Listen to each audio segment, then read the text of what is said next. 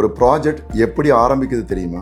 வணக்கம், நான் Santhakumar, CEO Shantha reality. Shantha ரியாலிட்டியோடைய புது ப்ராஜெக்ட்டுங்கிறது JCB வச்சு டோசிங் பண்ணுறதுலேருந்தோ இல்லை கல் போடுறதுலேருந்தோ ஆரம்பிக்கிறது இல்லை. ஒரு நல்ல சிந்தனையிலேருந்து ஆரம்பிக்கும். நாங்கள் ஒரு இடத்த செலக்ட் பண்ணும்போது அதோடைய வாங்கக்கூடிய விலை மட்டும் இல்லாமல் அதோடைய விற்கக்கூடிய விலைகளை மட்டும் கவனிக்கிறது இல்லை.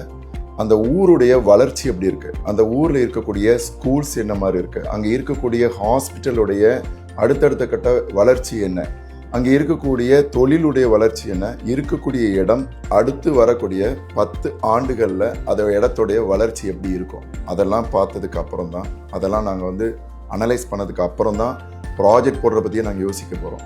அதுக்கப்புறம் தான் ரோடு போடுறதா இருக்கட்டும், பிளாட் கல் அமைக்கிறதா இருக்கட்டும், இல்லை மரங்கள் அமைக்கிறது, அம்யூனிட்டிஸ், அதுக்கப்புறம் தான் கடைசியாக சேல்ஸை பற்றியே நாங்கள் யோசிக்க போகிறோம். நாங்கள் வெறும் லேஅவுட் உருவாக்கலை, ஒரு சமுதாயத்திற்கான எதிர்காலத்தை உருவாக்க முயற்சி.